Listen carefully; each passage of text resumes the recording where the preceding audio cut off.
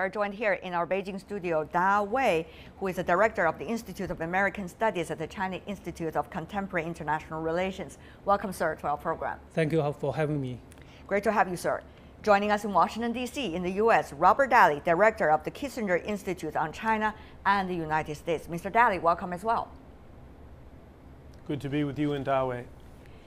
Great to have you. Certainly you two know each other for a long time, but let me begin by asking you. Some of the topics that the reports in the media have been suggesting, DPRK, anti-terror, meanwhile Taiwan possibly, and some of the trade and economic issues are all likely to be mentioned in this specific mechanism. But how much can we expect it to achieve, Mr. Da? I think this kind of dialogue is a process. Of course, we cannot expect we solve the issue or achieve very concrete outcomes through just one single dialogue. But I think to keep this momentum is very important. I mean, for instance, on DPRK issue, we need to resume. We need to continue current positive momentum. We started from the Mar-a-Lago summit in April. Now we have this meeting, this dialogue in Washington, D.C. at a very critical moment, I think. So let's continue this, and we will expect President Trump's visit to China this fall. So I think a very important role of this kind of dialogue is to keep the momentum. But how long?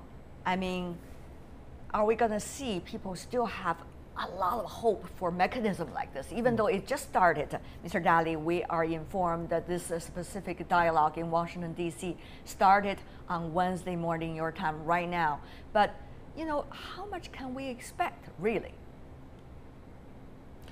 Right. Well, I would agree with what Daly said, which is that we shouldn't push for too many concrete deliverables or results from this one dialogue. What is really pushing matters right now is a sense in the United States, in South Korea, in much of the world, that it is time for action vis-a-vis North Korea. Now, there's a lot of confusion here as to what that action might be, but simply talking about cooperation, not only because of what the tragedy of Mr. Wanbie, but also because of ongoing missile tests, is resulting in a call for something concrete. So it's not enough to have a discussion now that builds on Mar-a-Lago, that looks forward to a Trump visit. Okay, since both of you talk about the DPRK issue, let's jump into it immediately. Mr. Da, here's the thing. Both sides, China and United States, have suspicions against one another in terms of why the other side is taking the attitudes and the actions as they are doing right now. For example, the United States might be suspicious about China, whether China is using the DPRK as a leverage in this bilateral relationship. Well, China, Mr. Da, if I understand right, is also suspicious whether the United States is really not for a regime change, or actually always for a regime change in DPRK, because this influences China's own security on border. So what about that mutual suspicion? I think it's kind of. I think it's natural for the countries like China and the United States have some kind of suspicion towards the other side. I think this is okay, but the most important thing is we don't want a nuclearized DPRK, and we don't want China and the United States and other countries to be drawn into a conflict, a major conflict, or even a war. So with this, common understanding, I think we have a very solid foundation for cooperation. Well, that foundation is about cooperation. Okay, let's do something together. Yes. But do what? To what extent? I think that is the question. Mr. Daly, what about that mutual suspicion against one another? Will that much help us to really do something, as you said, deliverables? Well, I think that both sides believe that the other would like to see a denuclearized North Korea. I don't think that there's mutual suspicion about that. The problem is that while we have that mutual interest, we have other interests in the Korean Peninsula that are incommensurate or contradictory with each other, and this is where it becomes a little bit difficult. You've already mentioned the question of regime change. There is also the question of the THAAD missile deployments in South Korea. This, of course, is primarily up to the South Koreans, and there are some changes there now. We don't know what the new President Moon will ultimately decide about that. But the United States sees the THAAD deployment, and as the South Koreans do, primarily about defending South Korea from North Korea, whereas China seems to see it primarily in U.S.-China balance of power in Asia terms. And so it's these disagreements on major secondary issues which are the cause of, if not distrust, at least a conflict in interests. That's right. Mr. Daly, you said yourself, things are getting ever more complicated because all countries want to react to this and therefore they interact against one another. So that is exactly the problem. And Mr. Daly, I want to follow up by asking you, because you heard what President Trump tweeted. He talked about, well, China tried but has not worked out. There is an issue of what emphasis he wants to put on, whether it is about tried or whether it is about have not worked out. So what do you think, given your knowledge of President Trump's knowledge of this part of the world, and also the political fighting that is going on in Washington that really might spill over to diplomacy, it seems? I think it's really... Let's go to Mr. Daly first, and before I go to you, Mr. Da. Well, people we have in Mr. Washington Daly who have and worked also on Mr. this Da issue... over here. That's right. People in Washington who have worked on this issue for a while never really expected Xi Jinping or China to solve this problem for the United States. We understand the complexities of that. And so President Trump saying that he was going to, in effect, put other issues in U.S.-China on hold while President Xi solved this for us was seen as problematic in the first place here. The only question was, how long would it be before President Trump realized that China either could not or would not solve this problem in a way that would satisfy the United States. This period of relying on China has been, I think, shorter than a lot of people expected. It's only been 2 months, and so I think that President Trump now has to look for other options and has no very good options going forward. So he faces the same menu of bad choices that his predecessors faced. Mr. Da, what about your view? Which emphasis do you think President Trump is trying to put on? I think I cannot read the tea leaves here. It's very difficult.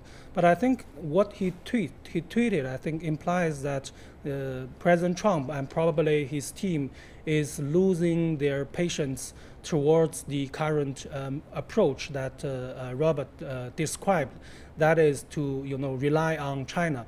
I think this is relying on China to solve the problem is. I think is unrealistic. So I think this kind of change is something natural. But we don't know what can the U.S. do. What I want to emphasize here is no matter what is the next step, no matter it's war, it's sanction, it's dialogue, it's talk, I think the U.S. and China need to coordinate. We need to communicate before the U.S. or China taking any initiative. I think we should avoid any major unilateral move on the North Korea or DPRK issue. So policy coordination between the two countries, I think this is the key here. Mr. Da, I don't know whether you mentioned it consciously or unconsciously, you did use the word war. So is China also include the possibility of a possible war on its border as a result of the DPRK issue? I think, of course. Is that acceptable to China? No, of course not. I think, of course, China do not want and cannot accept a war or major military conflict at the border. But I cannot exclude this possibility that Mr. Trump administration takes some military actions against North Korea. Maybe not a major, theater war, but it could be kind of surgery strike or something, smaller scale. I think this is quite possible, though we don't like it. China doesn't like it, but this is a possibility. Mr. Daly, what about that? Well, yes, this is being considered what is sometimes in Washington called a kinetic response, a limited attempt to take out either command headquarters or to take out weapon systems of North Korea. However, this can't succeed alone in solving the problem. We don't know enough about where North Korea's weapons are. They are mobile, but this is being considered.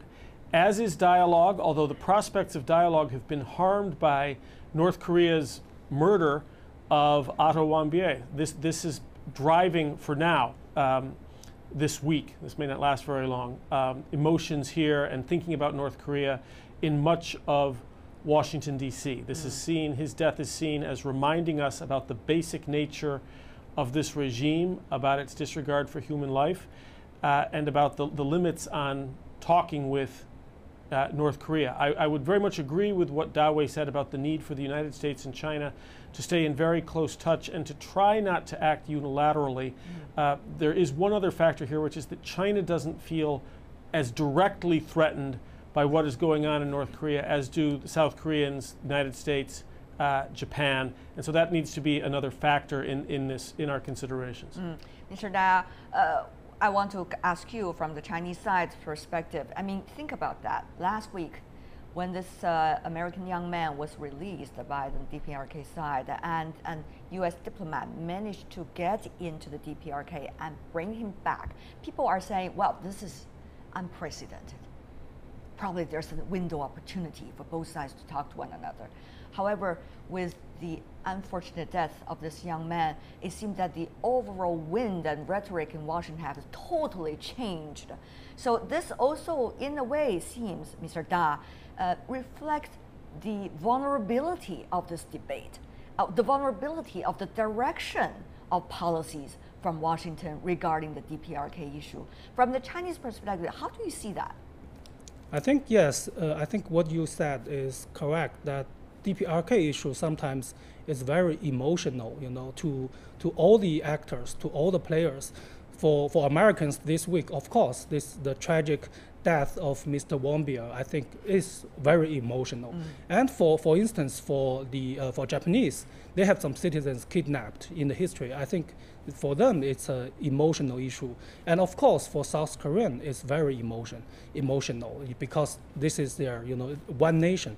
But for China, I think this is also a very emotional issue for Chinese because, you know, we fought a war on Korean Peninsula, and so many Chinese still have vivid history memory on the war, and beyond that war, we have, you know, very close contact or communication with Korean Peninsula in history.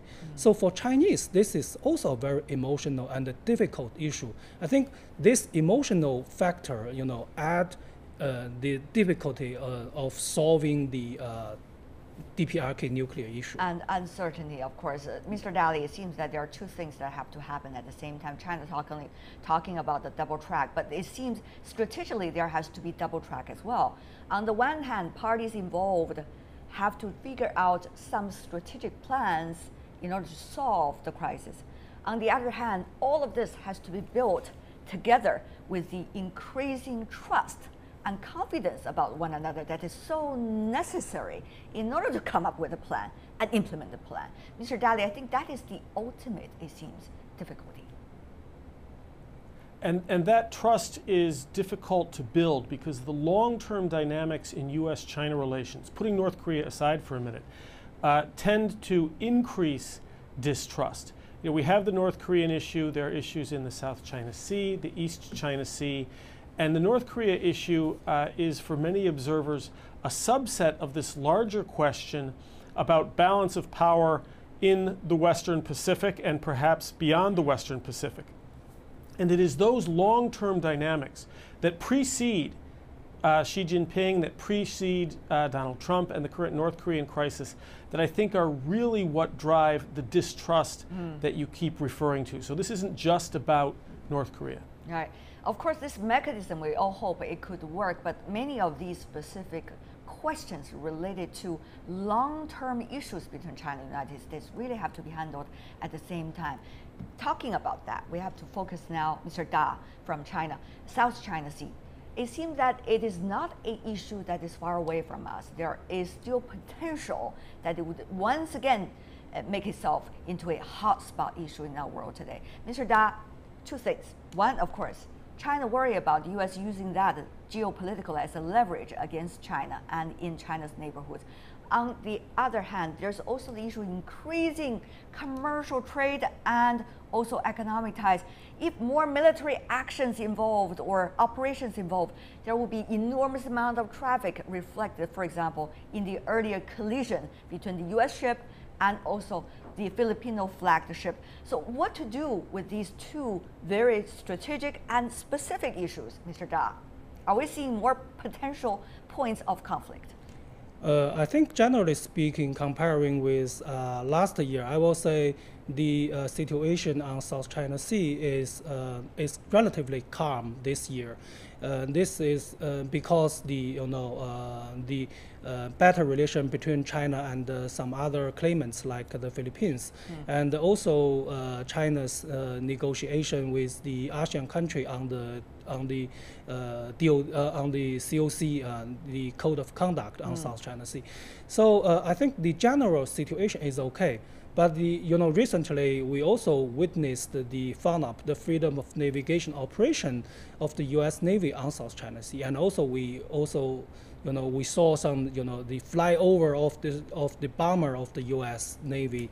I think we are still watching for the Trump administration's South China Sea policy. It's still not very clear. I hope that Trump administration's policy could be consistent with his predecessor.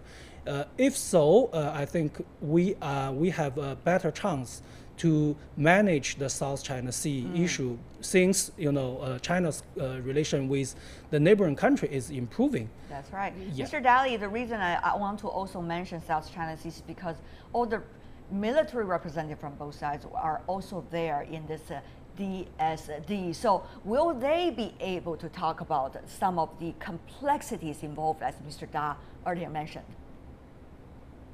Yes, and I think that as Daly had suggested, they'll be looking for ways to jointly manage a very complex, in some ways slightly more dangerous situation. But we have achieved recently what may be a sort of a new normal in the South China Sea that no party is entirely satisfied with, but that all parties can accept as long as accidents can be avoided. So negotiations on a code of conduct, I think, are helpful.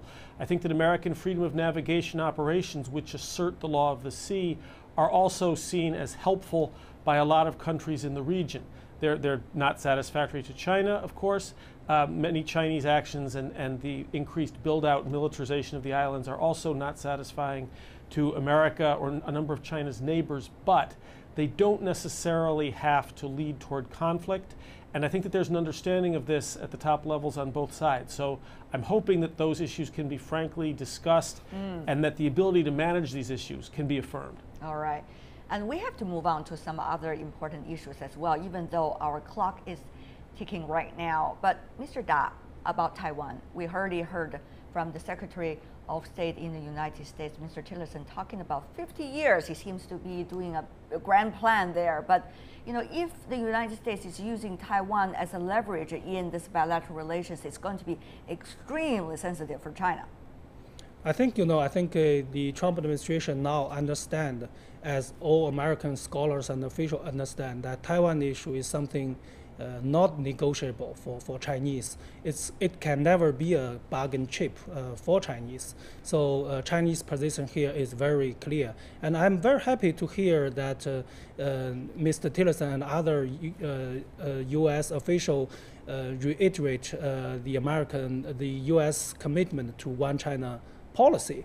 But also interestingly, as you mentioned, Secretary Tillerson said, he asked the question, is the one China policy still sustainable in next 50 years? There are many different interpretations here in China about that remarks, but I won't make a judgment on that. I just want to watch and wait and see with great interest, what kind of revision, what kind of discussion will we have on this one China policy or on Taiwan issue? Yeah, Mr. Daly, watch, wait, and see. That's the word that Mr. Da from Taiwan used. What kind of, from China used rather? What would you use? Well, I'm sorry, I know it's very boring for you and your listeners to have me agreeing with so much of what Daly says, well, but I think that the so. one China, the one China policy is pretty well understood here. It has worked ever since the first communique. I don't think there's a felt need here for any major revision there.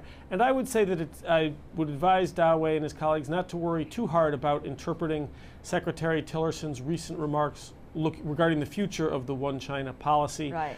I don't know that those were very carefully considered, that they reflected deep thinking about a change in the American position. I think that they probably didn't. You'll recall that during his confirmation hearings, he said that the United States needed to deny China access to the man-made islands that it has built in the South China Sea. That was then walked back. Not every statement of every American leader or every Chinese leader is worth scrutinizing in too much detail. Well, we talk about the China-U.S. relations. Before we go, we really have to mention about this. Even though it is not part of the diplomacy and security dialogue, trade and economic issues, gentlemen, are extremely important. The U.S. talk about the trade imbalance with China. China talk about the solutions to it, 100-day plan being prolonged to a longer period of time for the two countries to work out. Mr. Da from China, how important these days are trade and economic issues, and how much impact really they're having on this general feeling of politics and bilateral relations between these two countries?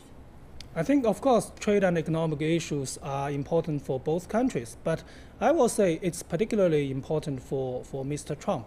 I think because this is related to his goal of his policy agenda to make America great again. He wants to improve the employment rate. He wants to create jobs. He wants to balance the U.S.-China trade relations. So this is, of course, very important. And we have a quite smooth, start this year with the 100-day plan.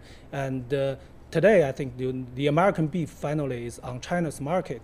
So we made some progress. But the way ahead, I think, is still very difficult because just one reason, I think, I can never imagine a really balanced U.S.-China relations because this is decided by the structure of the two economists. So we can never strike a really balance between the two countries. You mean when it comes to a 50-50? Yes, yes. Because we are just structurally very different toward one another, and we have different things to ask from the others. Mr. Daly, you agree with that? Final words from you as well about that? Yes, I think many American economists would say that overemphasizing the trade deficit doesn't make a lot of sense for the reasons that Mr. Da has just outlined. This is not the biggest issue in U.S.-China relations. Investment and fair terms of trade, American access to the Chinese market, which is more like the Chinese access that they enjoy here in America, is something that we're aiming for, something more reciprocal, more access, more openness from China on the investment side is probably a bigger point of focus than trade. We can expect this week another point of contention when the United States may very well impose new sanctions against Chinese steel imports to the United States. So that's within the normal range of friction. I don't see this as being a major driver in U.S.-China relations, but you will see continued calls from the United States for reciprocal treatment. I see. We'll see how things are developing. Gentlemen, even among the three of us, there are so many issues that we have tackled today. Just to think about the negotiators sitting in Washington, D.C., trying to figure out the answers to many of them. That's going to be a lot of pressure. But for now, I want to thank the two of you, Daly from China and Robert Daly from the United States. Thank you so much for being with us.